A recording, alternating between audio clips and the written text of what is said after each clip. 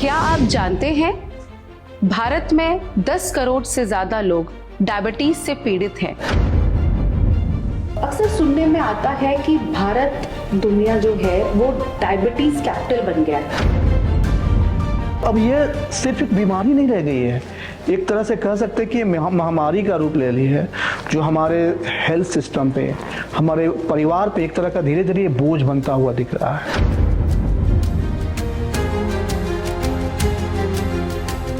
Hospital में हमारे एक एम्प्लॉय हैं, ही जस्ट 38 years old और डेली जिम जाने वाले हैं, 2 घंटे जिम करते हैं और हमेशा हेल्दी डाइट खाते हैं। मैंने उनको कभी भी कोई वैसा जंक फूड खाते हुए नहीं देखा है।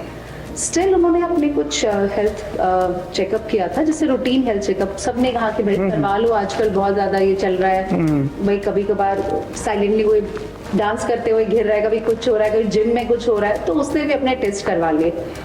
तो उनकी इन्वेस्टिगेशंस में उनका HbA1c काफी हाई आया और शुगर की लेवल बहुत ज्यादा थी। बट हम सब एकदम ऐसे, अगर इसका ये हाल है तो जो हेल्दी डाइट खाते ही नहीं है उनका क्या होगा?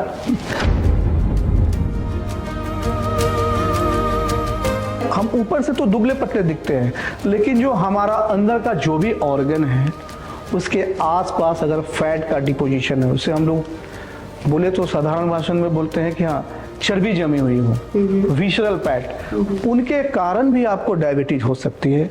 हमें इंसुलिन रेसिस्टेंस हो सकता है, जिसके कारण डायबिटीज, शुगर का लेवल हमारे शरीर में बढ़ सकता है। सर आजकल इंटरनेट, जैसे आप सोशल मीडिया तो बहुत ज्यादा आगे चल पड़ा है हमसे, तो आजकल एक चर्चा में है कि टाइप 2 डायबिटीज जो है वो रिवर्स हो सकती है। जैसे ही पुराने लाइफस्टाइल में जाएंगे फिर से यह रीअपियर कर जाएगा, फिर से आपका शुगर का लेवल बढ़ जाएगा। एक बार अगर आप हमें कुछ प्रिवेंटिव मेजर्स बताएं, because as all of we know prevention is better than cure. Diabetes से आपको घबराने की बिल्कुल जरूरत नहीं है। क्या आप जानते हैं भारत में 10 करोड़ से ज्यादा लोग डायबिटीज से पीड़ित हैं और हर साल कई संख्या में लोग इसी बीमारी से अपनी जान गंवा देते हैं। नमस्कार, मैं doctor Sheetal Razdan, clinical consultant, Felix hospital, Noida. आज आपका हमारे फेलिक्स टॉक में स्वागत है। आज हमारे फेलिक्स टॉक में हम चर्चा करेंगे इसी साइलेंट किलर की, जिसका नाम है डायबिटीज। आम भाषा में इसे हम शुगर कहते हैं। जब हमारे शरीर में शुगर की मात्रा ज्यादा हो जाती है और समय पर अगर हम इसे कंट्रोल ना करें तो ये धीरे धीरे एक साइलेंट किलर बनकर हमारे शरीर के विभिन्न अंगों को भी खराब कर देता है, जैसे हार्ट को, नर्व्स को, आईज को, किडनी को, जिसके कारण कॉम्प्लिकेटेड स्टेज में पेशेंट की मृत्यु भी हो सकती है। आज इन्हीं बातों को आम भाषा में हमें समझाने के लिए डॉक्टर राजन जायसवाल जी हैं, जो काफी समय से शुगर कंट्रोल को करने में पेशेंट्स को डील कर रहे हैं। डायबिटीज के बारे में ये बहुत जानकारी रखते हैं। वेलकम सर, स्वागत है आपका हमारे फेलिक्स टॉक में। नमस्कार, मेरा नाम हुआ डॉक्टर राजन जायसवाल और मैं एक फिजिशियन हूँ और साथ में डायबिटोलॉजिस्ट भी हूँ। और मैं लगभग 15 सालों से नोएडा में प्रैक्टिस कर रहा हूँ और मैंने अपने अभी तक के क्लिनिकल प्रैक्टिस में बहुत सारे पेशेंट को देखा है और बहुत सारे पेशेंटों को मैंने अच्छे से ट्रीट भी किया है। धन्यवाद आपको जो आपने मुझे यहाँ बुलाया। Thank you so much sir.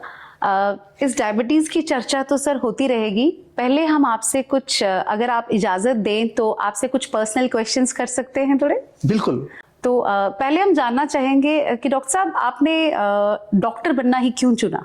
देखिए, हमारे समाज में जो आप शुरू से देखते आ रहे हैं, खासकर भारत में, यहाँ पे हेल्थ सिस्टम किस स्टेज पे है और दिन प्रतिदिन इतनी सारी नई नई बीमारियां आ रहे हैं, इतने सारे डिफरेंट तरह के बीमारियों से लोग ग्रसित है और देखते हैं हम कि यहाँ पे ये जिस तरह का नोबल प्रोफेशन है, इसमें एक अच्छे डॉक्टरों की बहुत ज़रूरत है। यही सब देखते हुए मैंने अपने अर्ली लाइफ में जब मैं पढ़ाई कर रहा था, तभी मैंने डिसाइड किया था कि मुझे डॉक्टर बनना है और मुझे इस नोबल प्रोफेशन में जाकर लोगों को हेल्प करना है। और आज वहीं से मुझे प्रेरणा मिली और आज मैं यहाँ तक पहुँचा हूँ। Okay, so nice sir.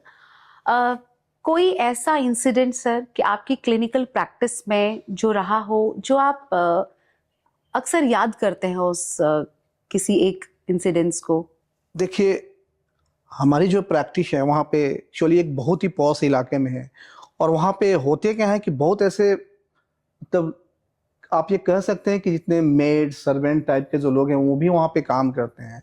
इसी कड़ी में जब कोई गरीब आता है हमारे यहाँ इलाज कराने के लिए मेरे क्लिनिक पे, तो मुझे लगता है कि नहीं, इनको भी मैं सेम मैच में जो सेम पेस से जो इलाज कर रहा हूँ, तो इनको भी सेम पेस से इनका भी इलाज किया जाए।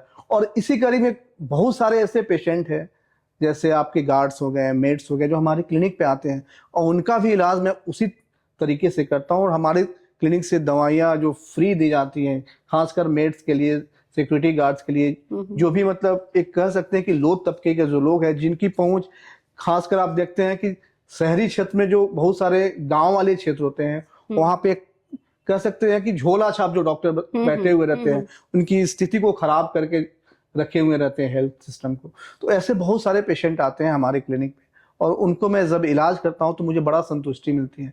ऐसे बहुत सारे एग्जाम्पल हैं, मैं कितनी एग्जाम्पल आपको दूं। बहुत अच्छी बात है सर। ऐसा तो बहुत कम लोगों का होता है कि कोई इस तरीके से इस लेवल तक सोच रखे। सो नाइस ऑफ यू, हमें बहुत अच्छा लगा सर ये सुनकर। Thank you. तो इस चर्चा को आगे बढ़ाते हैं सर। डायबिटीज की बात हम करें तो अक्सर सुनने में आता है कि भारत, दुनिया जो है वो डायबिटीज कैपिटल बन गया है। ऐसे में आप क्या कहते हैं? जी बिल्कुल, आप सही बात कह रहे हैं। जो ये स्थिति है अभी भारत में डायबिटीज की, वो बहुत ही मतलब चिंतनीय सब्जेक्ट कह सकते हैं, बहुत ही चिंतनीय है। जो नेशनल डायबिटीज फेडरेशन के अनुसार हमारे भारत में लगभग 10-11 करोड़ के आसपास डायबिटीज के मरीज हैं, और ये आंकड़ा 2045 तक आते आते आप ये कह सकते हैं कि यह आंकड़ा लगभग 13-14 करोड़ के आसपास पहुंच जाएगा। तो ऑफ कोर्स बहुत ही मतलब स्थिति ऐसा है कि हर एक 10-11 मरीजों में आपको एक मरीज है जो आपको डायबिटीज के मरीज मिलेंगे। और अब ये सिर्फ एक बीमारी नहीं रह गई है, एक तरह से कह सकते हैं कि ये महामारी का रूप ले ली है, जो हमारे हेल्थ सिस्टम पे, हमारे परिवार पे एक तरह का धीरे धीरे बोझ बनता हुआ दिख रहा है। एक और स्टैटिस्टिक है सर जिसमें कहते हैं कि डायबिटिक पेशेंट्स तो हैं, लेकिन एक रेशो दिखा रहा है कि प्री डायबिटिक बहुत ही ज्यादा होता जा रहा है। ऐसा क्यों? देखिए, ऐसा है, जनरली ये कहा जाता है प्री डायबिटिक स्टेज को, ये एक ऐसा स्टेज है कि आप ये मान लो सिंपल वर्ड में कि डायबिटीज के पहले वाला जो स्टेज है वो प्री डायबिटीज है। इसमें आप ना तो डायबिटिक के कैटेगरी में आते हो, लेकिन आपका जो शुगर का लेवल है नॉर्मल से थोड़ा ज्यादा हो जाता है, तो इससे आपको ज्यादा घबराने की जरूरत नहीं है। हम अपने डाइट मॉडिफिकेशन, एक्सरसाइज, खान पान को सुदृढ़ कर उसको हम कंट्रोल नॉर्मल स्टेज में ला सकते हैं और बहुत अच्छी जिंदगी का आनंद ले सकते हैं। बिल्कुल। ओके डॉक्टर साहब, हॉस्पिटल में ही हमारे एक एम्प्लॉय हैं, ही जस्ट 38 years old, और डेली जिम जाने वाले हैं, 2 घंटे जिम करते हैं और हमेशा हेल्दी डाइट खाते हैं। मैंने उनको कभी भी कोई वैसा जंक फूड खाते हुए नहीं देखा है। स्टिल उन्होंने अपने कुछ हेल्थ चेकअप किया था, जैसे रूटीन हेल्थ चेकअप। सबने कहा कि भाई करवा लो, आजकल बहुत ज्यादा ये चल रहा है, भाई कभी कभार साइलेंटली हुए डांस करते हुए घिर रहा है, कभी कुछ हो रहा है, कभी जिम में कुछ हो रहा है, तो उसने भी अपने टेस्ट करवा लिए। तो उनकी इन्वेस्टिगेशंस में उनका HbA1c काफी हाई आया और शुगर की लेवल बहुत ज्यादा थी। बट हम सब एकदम ऐसे, अगर इसका ये हाल है तो जो हेल्दी डाइट खाते ही नहीं है उनका क्या होगा? देखिए, ये एक तरह की आप बोले तो आम गलतफहमी है कि जो डायबिटीज जिनको है वो सिर्फ मोटे लोग को ही हो, चाहे जिनका डाइट मतलब कह सकते हैं कि हाँ, उनका डाइट खराब हो, लाइफ स्टाइल खराब हो, उनको ही हो सकता है। बहुत ऐसे केसेस हैं जिसमें ये देखा गया है कि वो ऊपर से देखने में एकदम फिट है, दुबले पतले हैं, लेकिन उनको भी डायबिटीज है। तो इनके जो मोस्ट लाइकली जो कारण होते हैं, आप ये समझ लो कि बहुत सारे ऐसे लोग होते हैं जो ऊपर से देखने में तो आपको दुबले पतले दिखेंगे, तो उनके केस में क्या होता है, एक जेनेटिकल कॉज बोलते हैं जो हमारे पूर्वजों से हमें आता है, उनके कारण भी जो उनको डायबिटीज हो सकती है। दूसरा ये है कि हम ऊपर से तो दुबले पतले दिखते हैं, लेकिन जो हमारा अंदर का जो भी ऑर्गन है उसके आसपास अगर फैट का डिपोजिशन है, उसे हम लोग बोले तो साधारण भाषा में बोलते हैं कि हाँ चर्बी जमी हुई हो, विशरल फैट, उनके कारण भी आपको डायबिटीज हो सकती है। हमें इंसुलिन रेसिस्टेंस हो सकता है जिसके कारण डायबिटीज, शुगर का लेवल हमारे शरीर में बढ़ सकता है। सर जैसे सुना है कि 2 टाइप्स का होता है, एक टाइप 1 डायबिटीज, टाइप 2 डायबिटीज। इनके बारे में आप क्या बताएंगे, मतलब क्या डिफरेंस है दोनों के बारे में, थोड़ा सा हमें उसके बारे में बताएं। जनरली ऐसा कहा जाता है कि टाइप 1 डायबिटीज जो है वो जनरली क्या होता है कि हमारे शरीर में जब इंसुलिन बनता ही नहीं है, जब इंसुलिन नहीं बने तो ये समझ लो कि ये टाइप 1 डायबिटीज है। और ये जनरली आप कह सकते हो कि हाँ जन्म या उसके बाद से ही लोगों में देखा गया है। बट टाइप 2 जो डायबिटीज है उसमें क्या होता है कि हमारे शरीर में इंसुलिन तो बनता है बट उसके अगेंस्ट में रेसिस्टेंस हो जाता है या उसका हम यूज नहीं कर पाते हैं, इंसुलिन सही से यूज नहीं हो पाता है, जिसके कारण ये शुगर हमेशा बढ़ा हुआ रहता है। इसको जनरली टाइप 2 बोलते हैं और ये जनरली एडल्ट एज में जनरली लोगों को होने लगा है। इसके बहुत सारे फैक्टर होते हैं जिसके कारण ये होता है। क्योंकि रिसेंटली सर मेरे एक फ्रेंड के बच्चे का ना, he is just 10 years old, 10 साल के बच्चे को डायग्नोज हुआ डायबिटीज। तो वो सब बहुत एकदम परेशान थे कि हमने तो कभी सोचा भी नहीं था कि अभी 10 साल की उम्र में अगर हम इसको शुगर की दवाई खिलानी पड़ रही है। तो वो उनके लिए बहुत मतलब एक्सेप्ट नहीं कर पा रहे थे वो उस चीज को। देखिए एक्चुअली टाइप 1 जो है ना ऑटोइम्यून कंडीशन होता है इनफैक्ट। तो उसमें हमारे जो इंसुलिन बनाने वाले ऑर्गन्स होते हैं, पैनक्रियाज के जो सेल्स होते हैं, आइसोलेट ऑफ पैनक्रियाज जो सेल्स होते हैं, वो इंसुलिन प्रोड्यूस ही नहीं कर पाता है। ओके जिससे कारण हमें ये टाइप 1 होती है। और टाइप 2 हमारे लाइफ स्टाइल के कारण हो सकते हैं। बहुत सारे आप देखते हैं ना, मेंटल वर्क स्ट्रेस इतने सारे होते हैं, लाइफ स्टाइल एक्टिविटी जीरो होना, अल्ट्रा प्रोसेस फूड का सेवन करना, इन सब कारणों से टाइप 2 डेवलप हो जाता है। अगर मैं सर मेरे घर पे मेरे अंकल हैं, वो भी डायबिटिक है, तो मोस्टली उनकी शुगर्स जो हैं 136, 126 या 140, मतलब बिलो 150 ही रहता है। तो और वो खाने के बहुत शौकीन हैं, तो अक्सर वो ना मिठाई वगैरह के टाइम आधा पीस तो ले ही लेते हैं, कहते हैं अरे शुगर थोड़ी सी तो बड़ी है, इतने से शुगर से क्या हो जाएगा। तो ये लोगों को वो एहसास नहीं है कि वो एक टैबलेट या आधी मिठाई की डिफरेंस क्या है और शुगर को कंट्रोल करने के लिए कितना जरूरी है कि हम वो आधी मिठाई भी छोड़ दें। उसके बारे में आप क्या कहेंगे? देखिए ये जो थोड़ी सी जो शुगर वाली जो कहावत है ना, ये जो सोच है ना, बहुत ही खतरनाक है। समझिए हमारे खून की जो नलियां होती है ना, जो सर से लेके पांव तक हैं, जो फैली हुई है पूरे शरीर में है, सर से पांव तक, जब ये ब्लड में शुगर का लेवल बढ़ जाता है तो क्या होता है ना, इन नलियों पे जो ब्लड वेसल्स पे है बड़ा इम्पैक्ट होता है, जिसके कारण जो है ना, जितने भी आप कह सकते हो कि जिस तरह से दीमक लकड़ी को खा जाता है, सेम कंडीशन वही है। जब शुगर का लेवल बढ़ेगा तो धीरे धीरे ये हमारे जो है ना हर एक ऑर्गन्स पे इफेक्ट करेगा, चाहे वो आपकी आई हो, चाहे आपके हार्ट हो, किडनी हो, नसें हो, इन सब पे इम्पैक्ट डालेगा और ये सबको डैमेज धीरे धीरे करेगा। तो हमें ये समझने की जरूरत है। सर आजकल इंटरनेट, जैसे आप सोशल मीडिया तो बहुत ज्यादा आगे चल पड़ा है हमसे, तो आजकल एक चर्चा में है कि टाइप 2 डायबिटीज जो है वो रिवर्स हो सकती है, तो ऐसे में आपका क्या कहना है कि क्या ये रिवर्स हो सकती है? देखिए, एक्चुअली हम इसको ये बोलें कि देखिए, आप क्योर की बात कर रहे हैं, क्योर हो सकती है। जनरली ये टर्म एक्चुअली थोड़ा सा वैग टर्म है, क्योर नहीं कर सकते हैं हम। डायबिटीज को एक तरह से कह सकते हैं कि रिमिशन कर सकते हैं। और ये रिमिशन किया जा सकता है, कोई बहुत बड़ी बात नहीं है, अगर हम अपने हेल्दी लाइफस्टाइल को चुने, जो अल्ट्रा प्रोसेस्ड फूड है उसको अवॉइड करें, रेगुलर एक्सरसाइज करें, तो जो नए जो जिनको अभी डायबिटीज हुआ है, चाहे डायग्नोज हुए हैं, उनको रिवर्स किया जा सकता है। एक तरह से कह सकते हैं कि यह रिमिशन थेरापी है, ये परमानेंट क्योर नहीं है, क्योंकि आप जैसे ही पुराने लाइफस्टाइल में जाएंगे फिर से यह रीअपियर कर जाएगा, फिर से आपका शुगर का लेवल बढ़ जाएगा। जैसे आपने बात की सर प्रोसेस्ड फूड की, तो अक्सर हमने मतलब आम लोग यही जानते हैं कि शुगर खाने से शुगर बढ़ जाती है, तो वो शुगर ना खा के बट मीठे बिस्किट, ठीक है, चिप्स, आपके प्रोसेस्ड कोई भी फूड है वो आइटम खाते हैं, तो आप इसके बारे में क्या बताएंगे?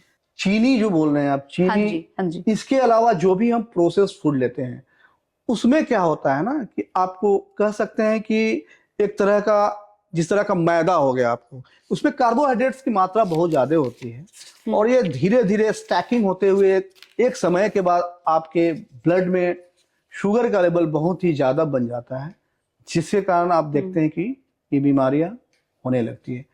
तो जितना परहेज करें ज्यादा बेटर है और हेल्दी लाइफस्टाइल को अपनाएं वही ज्यादा बेटर होगा। डॉक्टर साहब, आजकल टीवी और सोशल मीडिया पर वेट लॉस इंजेक्शंस की बहुत चर्चा चल रही है, जैसे ओजेम्पिक, मंजारो, तो आप क्या कहते हैं, क्या ये कुछ जादुई छड़ी है? हाँ, आप GLP-1 एगोनिस्ट की बात कर रहे हैं, जो भी ओजेम्पिक आ गए, हमारे वीगोवी हो गया, बहुत सारे अभी आए हुए हैं। डेफिनेटली एक तरह का आप रेवोल्यूशन कह सकते हैं कि डायबिटीज के लिए बहुत ही एक तरह का वरदान कह सकते हैं कि है। बट मैं हमेशा यही एडवाइस करूंगा कि कभी भी ये जो दवाइयाँ लें तो किसी डॉक्टर से सलाह लेकर लें, क्योंकि हर एक दवाइयों का साइड इफेक्ट्स होता है और ये ट्रीटमेंट नहीं है, ये ट्रीटमेंट प्लान का एक हिस्सा हो सकता है, बट ये परमानेंट क्योर का सॉल्यूशन नहीं है कि आप इंजेक्शन ले लिया और ठीक हो गया, ऐसा नहीं है। आपको उसके साथ में आपको अपना लाइफस्टाइल मेंटेन करना पड़ेगा, डाइट प्लान रखना होगा, एक्सरसाइज करनी होगी, ये सारी चीजें करनी पड़ेगी, तब जाके हम अपने गोल पे अचीव कर पाएंगे। सर, जैसे ये इंजेक्शंस वेट लॉस के लिए होते हैं और हम डायबिटिक पेशेंट्स को भी देते हैं, तो जैसे आपने बताया कि टाइप 1 डायबिटीज जो होता है वो लीन एंड थिन लोगों में होता है, ठीक है, फिट लोगों में होता है, तो ऐसे में क्या ऐसे लोगों के लिए ये इंजेक्शंस फायदेमंद हैं शुगर कंट्रोल करने के मामले में? देखिए, जनरली जो भी टाइप 1 है उनको परमानेंट इंसुलिन ही दिया जाता है थ्रू आउट, जब से डायग्नोज होते हैं तब से, क्योंकि उनमें इंसुलिन बनता ही नहीं है, तो उन्हें इंसुलिन की जरूरत होती है और उसे हमेशा एक इंसुलिन पंप के द्वारा इंजेक्टेबल किया जाता है। डॉक्टर साहब, एक सवाल जो सबके मन में आता है और अक्सर सब लोग पूछते हैं कि जब हम ऑफिस में भी एक दूसरे के साथ बैठ के लंच कर रहे होते हैं, तो हमने अक्सर देखा जो चावल खाते हैं उनकी शुगर ठीक रहती है, जो कोई इंसान ऐसा होता है जो एक रोटी खाता है उसके शुगर लेवल्स हाई हो जाते हैं एक रोटी खाने से भी, ऐसा क्यों? देखिए, आप जो एग्जाम्पल बता रहे हैं ना, ये कह सकते हैं कि पर्सनलाइज्ड मेडिसिन का एक बेहतरीन एग्जाम्पल है। हर एक शरीर की बनावट अलग अलग होती है और हर एक शरीर में जो हमारे गुड बैक्टीरिया है, माइक्रोब्स हैं, वो अलग अलग होते हैं और वो उसी तरीके से काम करते हैं। इसीलिए ये कहना ठीक नहीं होगा कि one diet fit for all, ये कॉन्सेप्ट गलत होगा। शरीर अलग अलग है, जेनेटिक्स कॉम्बिनेशन अलग अलग है, गुड बैक्टीरिया अलग अलग है, जो माइक्रोब्स बोलते हैं गट माइक्रोब्स, सबके शरीर में अलग अलग है, सबके अलग अलग तरीके हैं का शुगर पे काम करने के। इसलिए हमेशा जो है ना, एक तरह का खाना या एक तरह का दवाई सब पे एक ही तरीके से काम करे, ये कोई जरूरी नहीं है। सर आजकल एक नया ट्रेंड देखा है, अक्सर जिनके शुगर्स नॉर्मल भी होते हैं वो लोग भी अपने साथ सीजीएम लगा के चलते हैं, हमारा कंटिन्यूअस ग्लूकोज मॉनिटरिंग करते रहते हैं। तो ऐसे लोगों के लिए आप कहना क्या चाहेंगे कि ये क्या सही है? क्या इस तरीके से अपने शुगर्स को चेक करते रहना चाहिए? आज की डेट में जो टेक्नोलॉजी आई है वो तो एक तरह से आप कह सकते हैं कि इस पूरा सिनेरियो को ही बदल दिया हुआ है। पहले आपको याद होगा दिन में 3-4 बार उंगलियों को प्रिक करते थे शुगर लेवल जानने के लिए, लेकिन जब से ये ग्लूकोज मॉनिटरिंग मशीन आया है तो वो एक चिप की तरह हमारे स्किन पे चिपका दिया जाता है। हर एक 5 मिनट पे वो आपको डेटा एनालाइज करके भेज देते हैं मोबाइल से, जिनसे जो भी यूज करते हैं उनको पता चल जाता है कि हाँ हमारी शुगर की लेवल क्या चल रही है, हमने क्या खाया कि शुगर का लेवल बढ़ा। तो एक तरह से आप ये कह सकते हैं कि प्री डायबिटिक जो है या प्री डायबिटिक कंडीशन को पता करने के लिए भी बहुत सारे लोग ऐसे यूज कर रहे हैं, ताकि वो डायबिटिक है या नहीं है एक तरह का आप कह सकते हैं कि ये मॉनिटरिंग हो रही है। और मुझे कभी कभी लगता है कि ये चीजें तो बहुत अच्छी है, लेकिन होते हैं ना हर एक सिक्के के दो पहलू होते हैं, सेम कंडीशन इसके साथ भी है। मुझे लगता है कि देखिए टेक्नोलॉजी तो लिमिटेड ही है, इतना ना ओवर यूज हो जाए कि जिनकी जरूरत है कभी उनको ना मिले, ये भी एक तरह का कहा जा सकता है। हाँ जी सर। बट बहुत ही बेहतरीन तरीका आया हुआ है, टेक्नोलॉजी बहुत ही विकसित हो गई है आज के डेट में। क्योंकि टेक्नोलॉजी की वजह से अब हम इस पे आ गए सर। जो पहले लक्षण हुआ करते थे, पहले तो ये चीजें नहीं थी, तो लोग अपने उन सिम्टम्स को देखकर डॉक्टर के पास आते थे। तो हमारी एक आम जनता के लिए जो शायद ये मशीन्स अफोर्ड ना करा पाए, उन लोगों के लिए आप प्लीज हमें वो संकेत बताएं जो अलार्मिंग साइंस उनको अपने अंदर दिखें और वो किसी भी फिजिशियन से या एंडोक्रिनोलॉजिस्ट से मिलें अपने शुगर्स को कंट्रोल करने के लिए।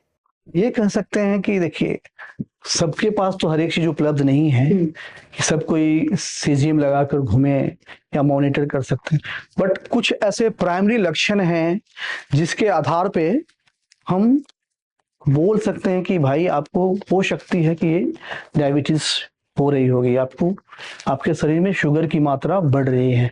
तो सबसे जो कॉमन सिम्टम होता है जनरली क्या होता है कि बार बार पेशाब आना। जनरली रात के टाइम में ऐसा लोग महसूस करते हैं कि उनकी जो है अर्ज बढ़ गई है पेशाब करने की, रात की सारी नींद खराब हो रही है। बिल्कुल बिल्कुल बिल्कुल।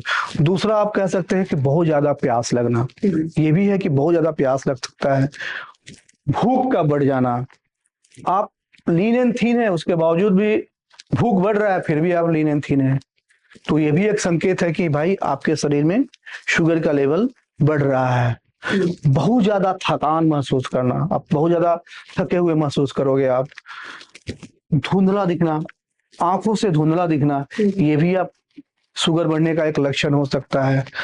अगर कोई घाव हो गया हो सपोज करो और वो आपको पता ही नहीं चला हो, या चोट हो और वो हील नहीं हो रहा है, इसका मतलब ये भी होता है कि आपको डायबिटीज हो सकती है। अगर इनमें से कोई भी सिम्टम महसूस हो आपको डॉक्टर से सलाह लेनी चाहिए। सर ये तो बात थी हमारी डायबिटीज की और प्री डायबिटीज की। ऐसे कुछ मरीज जिनमें कभी भी इन्वेस्टिगेशन में डायबिटीज या प्री डायबिटीज डायग्नोज नहीं होता है, लेकिन फिर भी कभी कभार उनकी शुगर अनकंट्रोल्ड हो जाती है, जिसे हम हाइपोग्लाइसीमिया मेनली हम उन पेशेंट्स में लेते हैं जिनकी शुगर्स मतलब जो डायबिटिक है और ऐसा होता है। एक नॉर्मल व्यक्ति, बहुत बार मैंने ऑफिस में भी देखा 2-4 लोग ऐसे कि जिनकी शुगर्स लेवल एकदम डाउन हो जाती हैं बट वो डायबिटिक नहीं होते। क्या ये बहुत ही ज्यादा कुछ खतरनाक चीज है? ऐसा कहा जाता है कि हाइपोग्लाइसेमिया जो स्टेज है वो हाइपोग्लाइसेमिक स्टेज माना जाता है। तो कभी कभी हम लॉन्ग स्टैंडिंग फास्टिंग कर दिए हैं, खा पी नहीं रहे हैं, तो उसके कंडीशन में भी हमारे शरीर में शुगर का लेवल कम हो जाएगा, जिसको हम लोग हाइपोग्लाइसेमिक बोलते हैं। तो ये थोड़ा सा डेंजर होता है इन कंपैरिजन टू हाइपर, तो इसको हमें केयर करने की जरूरत है। सर लास्ट में एक बार अगर आप हमें कुछ प्रिवेंटिव मेजर्स बताएं, because as all of we know prevention is better than cure. अगर पहले ही हम उस चीज को होने से पहले कुछ प्रिवेंटिव मेजर्स का अपनी लाइफ में हम अपने लाइफस्टाइल को वैसा कुछ चेंज कर पाए, तो कुछ चीजों का आप अगर हमें ज्ञान दें। डायबिटीज से घबराने की जरूरत नहीं है। डायबिटीज से आपको घबराने की बिल्कुल जरूरत नहीं है। हम डायबिटीज के साथ लंबी और स्वस्थ जिंदगी जी सकते हैं। बहुत ही अच्छे से एक लंबी उम्र का आनंद ले सकते हैं अगर हम कुछ बातों पे ध्यान दें तो। सबसे पहले तो हमारी सलाह रहेगी कि अपनी बीमारी को समझिए। इंटरनेट पर सुनी सुनाई बातों पे ध्यान मत दीजिए, उनको समझिए। अपने डॉक्टर से सही जानकारी लीजिए कि ये क्या है, इसको कैसे हम मॉनिटर कर सकते हैं। बिल्कुल, क्योंकि आपको पता है ना, नॉलेज इज पावर। किसी भी सब्जेक्ट के लिए नॉलेज बहुत जरूरी है, वो बहुत ही जरूरी है। दूसरा, अनुशासन। अपनी डाइट को, अपनी दिनचर्या को, लाइफ जो है उसको आप एक सीमित रखें। खाने पीने का ध्यान दें, रेगुलर एक्सरसाइज करें, दवाइयों को लेकर जो भी दवाइयाँ प्रिस्क्राइब किया हुआ है उसको टाइम से लें।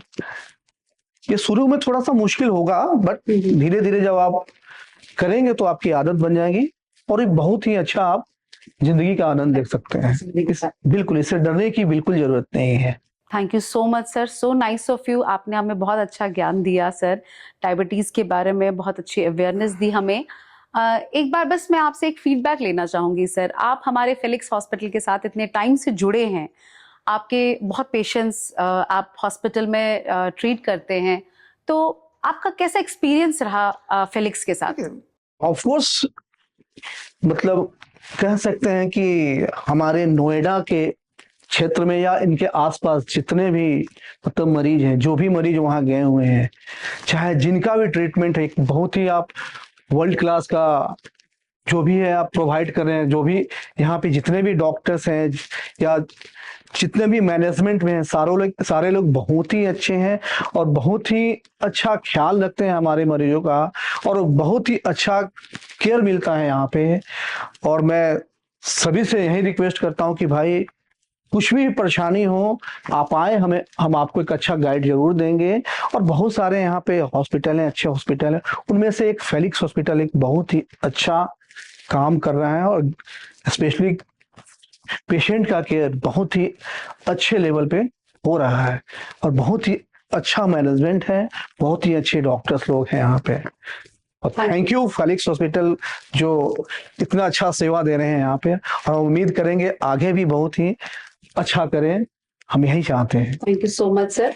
लास्ट में सर, अगर मैं आपको कहूँ कि आप हमारे हॉस्पिटल को कितने रेटिंग देंगे, जैसे 5 स्टार में से कितने स्टार? बिल्कुल, आप 5 स्टार डिजर्व करते हैं, देने की जरूरत नहीं है, आप डिजर्व करते हैं। Thank you so much sir, thank you so much. आपने अपना वैल्यूएबल टाइम दिया हमें, आपने अपना फीडबैक दिया, आपने इतनी अच्छी हमें अवेयरनेस दी। तो ये थे हमारे साथ डॉक्टर राजन जायसवाल जी, जिन्होंने आपको आज डायबिटीज के बारे में बताया। डायबिटीज कितनी खतरनाक बीमारी है, क्या साइन सिम्टम्स हैं, क्या अलार्मिंग सिम्टम्स हैं, जब आपको अपने फिजिशियन से या एंडोक्रिनोलॉजिस्ट से मिलना चाहिए। आपको टाइमली अपने इन्वेस्टिगेशंस करवानी चाहिए और कभी भी दवाई, जो भी इंजेक्शन को कुछ भी आपको लेना है, वो डॉक्टर की सलाह के बाद ही लें। Thank you so much. अगर आपके अभी भी कुछ क्वेश्चंस हो तो प्लीज हमारे कमेंट बॉक्स में अपना क्वेश्चन लिखें, हम खुद आपको कांटेक्ट करेंगे। अपना फोन नंबर जरूर लिखें। Thank you so much. नमस्कार। नमस्कार।